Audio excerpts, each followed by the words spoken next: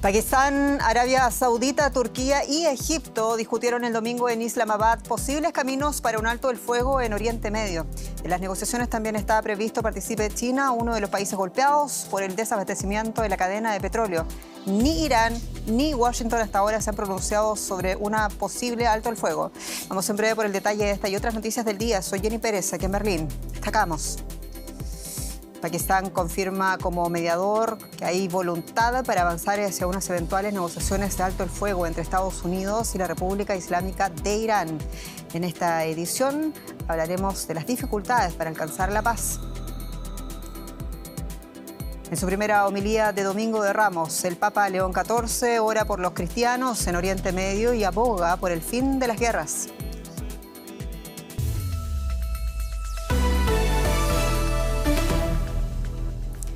Representantes de potencias regionales clave en Oriente Medio se reunieron en Islamabad, Pakistán, para iniciar conversaciones sobre el fin de la guerra en Irán. El llamado cuarteto, integrado por los ministros de Exteriores de Arabia Saudita, Turquía, Egipto y Pakistán, debatió en el encuentro las maneras de fortalecer la coordinación conjunta y frenar la peligrosa escalada bélica en la región.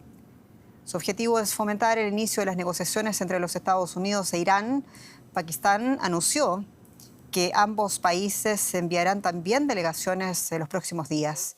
De momento, poco más ha trascendido de este encuentro, que se prolongará mañana con la intención de revisar la respuesta iraní a los ataques en su territorio y tratar de coordinar la comunicación con Washington. En el tablero de guerra, el cruce de fuego continúa. Varios estados del Golfo afirman que sus defensas aéreas han respondido a ataques de misiles y de drones iraníes. Ello mientras los guardianes de la revolución de Irán confirmaron que atacaron un complejo industrial en Israel. El reporte de la Media Luna iraní habla de 93.000 instalaciones civiles dañadas o destruidas desde la guerra. El ejército israelí aseguró que están a días de completar sus objetivos y ocurrió poco después de que Rafael Rossi, el actual secretario general del organismo atómico, la OIEA, asegurara en entrevista que el programa nuclear iraní sufrió enormes daños, aunque advirtió existen elementos que no fueron destruidos. Israel y Estados Unidos siguen lanzando ataques contra Irán cuando la guerra entra en su segundo mes. La capital, Teherán, es la ciudad más afectada por los ataques. Las fuerzas de defensa de Israel publicaron este gráfico para ilustrar los objetivos que aseguran haber alcanzado, entre ellos instalaciones de producción y almacenamiento de misiles balísticos, así como sistemas de defensa aérea y puestos de observación en Teherán. En Israel también se alzan voces pidiendo el fin de la guerra. Las protestas en Tel Aviv desembocaron en violencia. Según medios locales, la policía detuvo a 22 personas al intentar dispersar la manifestación. En Estados Unidos, la administración Trump asegura que la guerra terminará pronto. El presidente Trump dijo que hemos cumplido la mayoría de nuestros objetivos militares. Hay razones para afirmar que hemos cumplido todos. El presidente va a seguir insistiendo un poco más para asegurarse de que una vez nos hayamos ido no tengamos que volver a hacer esto en mucho tiempo. El presidente ha sido muy claro, no nos interesa seguir en Irán dentro de un año ni de dos. Estamos haciendo lo que tenemos que hacer, pronto nos iremos de allí y los precios de la gasolina volverán a bajar.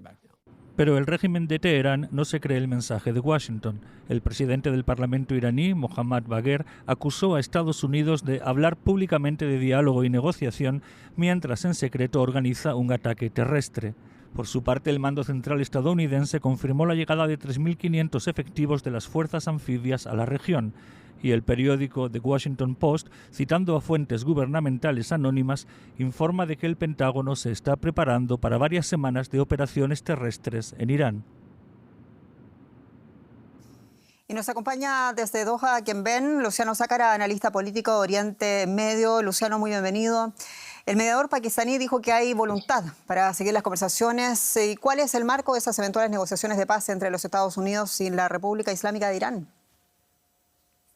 Bueno, el marco todavía no está muy claro, no hay muchas cosas que se hayan dicho, aparte de esta reunión con claros mediadores que tienen interés en acercar a las partes. Lo cierto es que hasta ahora no ha habido ningún comunicado por parte tanto de Irán o de Estados Unidos de que haya habido una comunicación directa y mucho menos de que hayan revisado y que hayan cambiado algunos de los puntos o de las condiciones que han impuesto. Hay que recordar que Estados Unidos dijo que había 15 condiciones, Irán ha mencionado otras 6 que son incompatibles, y a partir de ese momento los mediadores están tratando de acercar las partes, pero todavía creo que estamos muy lejos para que haya una reunión en la cual hay que tener en cuenta que esta reunión se está dando en Islamabad sin la presencia de Estados Unidos y de Irán. Por lo tanto, es una expresión de voluntades por parte de estos mediadores que quieren acercar las posiciones, pero no está claro todavía que ninguno de los dos actores tengan intenciones de sentarse o por lo menos de estar en una misma ciudad para tener conversaciones indirectas. Luciano Zácara, muchas gracias.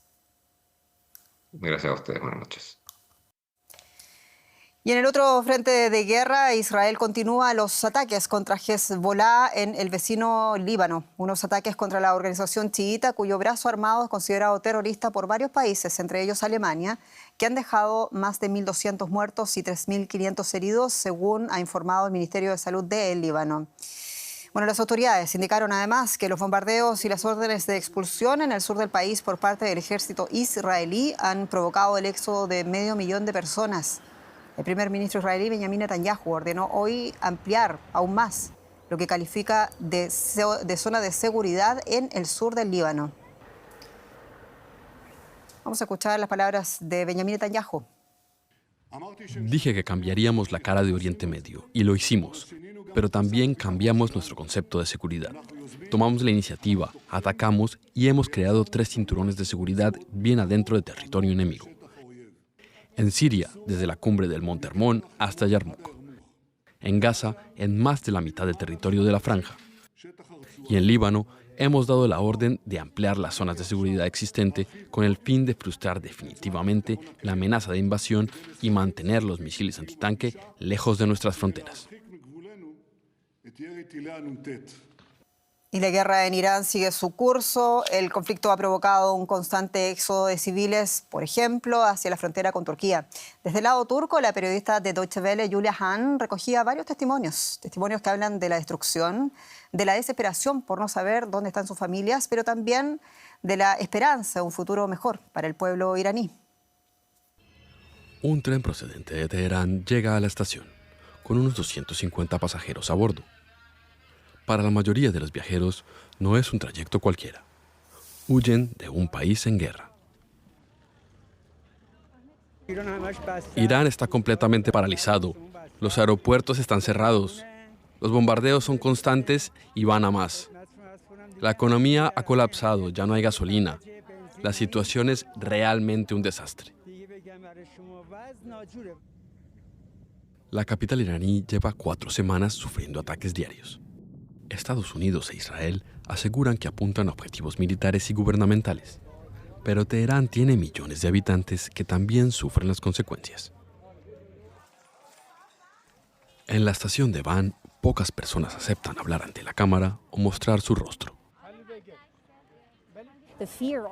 El miedo al régimen iraní es profundo y muchos temen las consecuencias para ellos o para sus familiares en su país. Este estudiante y su familia decidieron abandonar Teherán cuando los bombardeos se intensificaron y el bloqueo de Internet impuesto por las autoridades se hizo insoportable. No puedo comunicarme con mi familia ni con mis amigos en Irán. No hay conexión. Es muy duro. Nosotros estamos a salvo, pero estamos preocupados por ellos, por lo que pueda haberles pasado. En enero, esta joven de 21 años participó en las protestas contra el régimen y fue testigo de la violenta represión por parte de la República Islámica. Fueron las protestas más grandes que he visto en mi vida. ¿Cuándo piensas regresar? No lo sé. Cuando termine la guerra y este régimen desaparezca. Torturan a su propia gente. ¿Tienes esperanza esta vez? Sí. Todo el pueblo iraní tiene esperanza. Es lo único que tenemos.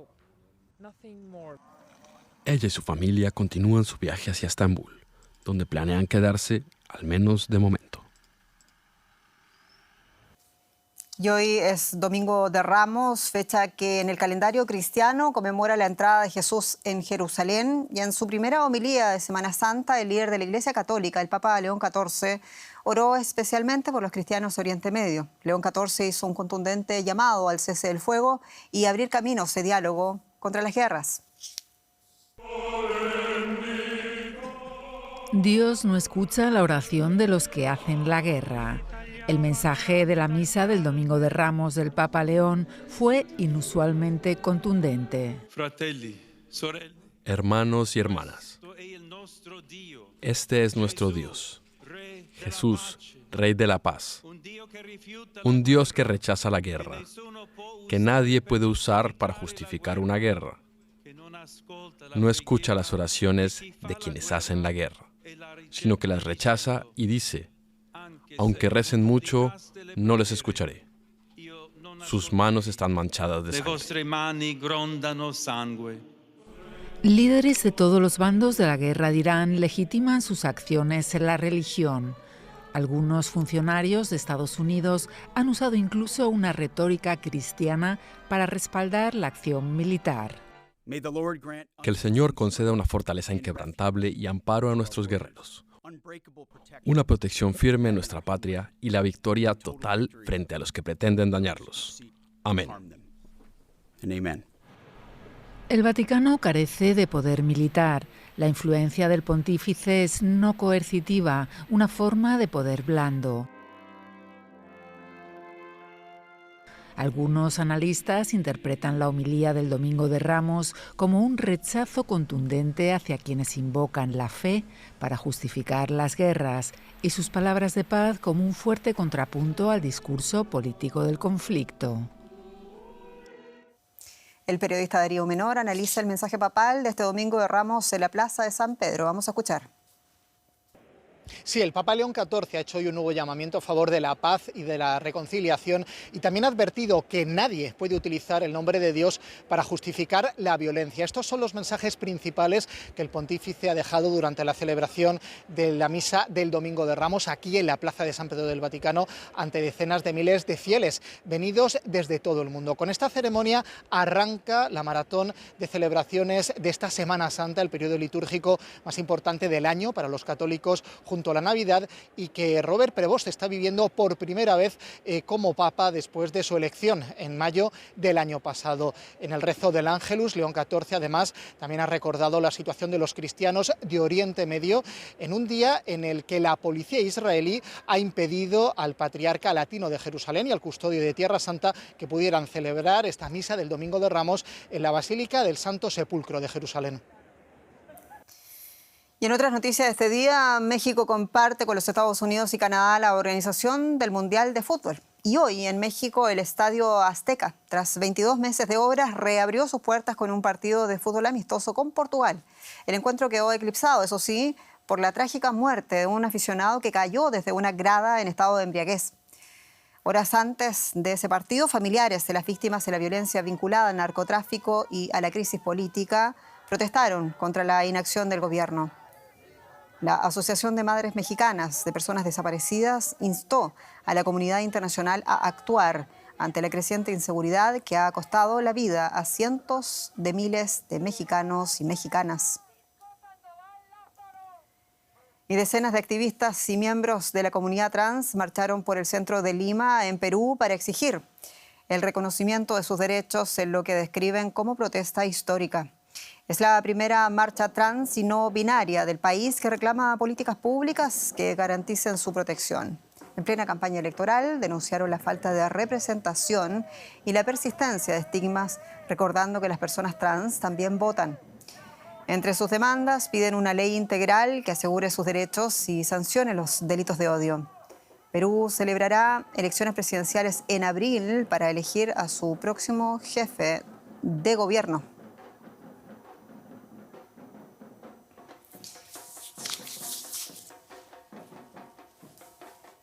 Y aquí terminamos este breve recorrido de las noticias del mundo. Soy Jenny Pérez y esto es Deutsche Welle para ustedes. Noticias en español desde Berlín, Alemania.